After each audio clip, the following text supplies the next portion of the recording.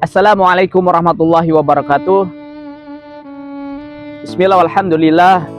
Wassalatu wassalamu ala rasulillah Sayyidina Muhammad ibn Abdillah wa ala alihi wa sahbihi wa man wala amma ba'du. Alhamdulillah. Puji syukur kehadirat Allah subhanahu wa ta'ala. Salawat dan salam semoga selalu tercurahkan kepada junjungan kita Nabi besar Muhammad sallallahu alaihi wasallam. Hadirin teman-teman yang dimuliakan oleh Allah subhanahu wa ta'ala dimanapun berada, duyufullah wa duyufur rahman, para calon tetamunya Allah dan para calon tetamunya baginda Nabi besar Muhammad sallallahu alaihi wasallam. Mudah-mudahan semua senantiasa diberikan syahadat berkah panjang umur di dalam taat kepada Allah Subhanahu wa taala. Hadirin, saya sedikit ingin memberikan tips, yaitu adab di dalam bekal persiapan untuk beribadah ke Baitullah, ke Haramain, ke tanah suci Mekah dan Madinatul Munawwarah. Mudah-mudahan bermanfaat bagi kita semua dan juga bagi diri saya, amin ya rabbal alamin. Yang pertama adalah teman-teman yang dimuliakan oleh Allah Subhanahu wa taala. Yang pertama adalah kita harus banyak bersyukur kepada Allah Subhanahu wa taala, yaitu yang dikatakan oleh Allah Subhanahu wa taala di dalam Al-Qur'an, la in syakartum la azidanakum wa la in kafartum inna adzabi lasyadid. Yang pertama kita bersyukur, sebab banyak ribuan orang, ratusan orang, jutaan orang yang ingin rindu kepada Baitullah, rindu kepada baginda Nabi, akan tetapi belum mendapatkan undangan dari Allah Subhanahu wa taala. Maka apabila kita sudah mendapatkan undangan, kita sudah mendapatkan kepastian untuk berangkat umroh, maka yang pertama adalah kita bersyukur atas kita dijadikan calon tetamunya Allah Subhanahu wa taala. Yang kedua adalah kita melakukan sholat istikharah, yaitu sholat istikharah adalah bukan hanya menentukan apapun seperti menentukan jodoh, akan tetapi sholat istikharah adalah mengikuti sunnah baginda Nabi besar Muhammad sallallahu alaihi wasallam, yaitu nanti akan dibimbing oleh Allah Subhanahu wa taala, sebab istikharah kita mana yang terbaik itu semua atas kehendak dari Allah Subhanahu wa taala. Dan yang ketiga adalah banyak bertobat kepada Allah Subhanahu wa taala. Jadi teman-teman jamaah yang dimuliakan oleh Allah Subhanahu wa taala, sebelum kita berangkat yaitu kita memperbanyak taubatan nasuha, kita memperbanyak istighfar, kita memperbanyak memohon ampun kepada Allah Subhanahu wa taala. Sebab apa hadirin? Ketika Allah Subhanahu wa taala sudah memaafkan kita, sudah mengampuni dosa-dosa kita, maka semua apapun yang kita minta, hajat kita dikabulkan oleh Allah Subhanahu wa taala dan dimudahkan segala urusan kita. Amin ya rabbal alamin. Dan yang keempat adalah memohon keridhaan daripada orang tua. Hadirin teman-teman yang dimuliakan oleh Allah, orang tua ada tiga. Yang pertama adalah orang tua yang melahirkan kita, ibu bapak kita, dan orang tua yang kedua adalah mertua kita yang menikahkan kita, dan yang ketiga adalah orang tua para guru-guru kita yang mengajarkan kita ngaji, mengajarkan ilmu agamanya Allah Subhanahu wa taala. Maka kita minta izin, kita minta ridhonya, kita minta doanya dari mereka agar semua perjalanan kita mendapatkan keberkahan. Sebab dikatakan ridhollah fi ridwalidain, ridhonya Allah tergantung daripada ridhoan kedua orang tua. Mudah-mudahan dengan kita meminta ridho, Allah mudahkan segala urusan kita, amin ya rabbal alamin. Dan selanjutnya adalah yang kelima adalah meluruskan niat.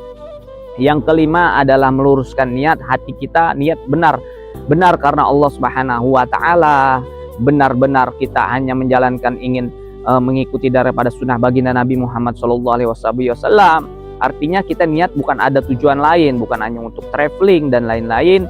Kita niat lillahi ta'ala, mengikuti daripada ulama, orang-orang soleh, dan juga apapun yang diajarkan oleh baginda Nabi Muhammad SAW, mengharapkan keridhaan Allah Subhanahu wa ta'ala. Dan juga yang keenam adalah mempelajari manasik, adab.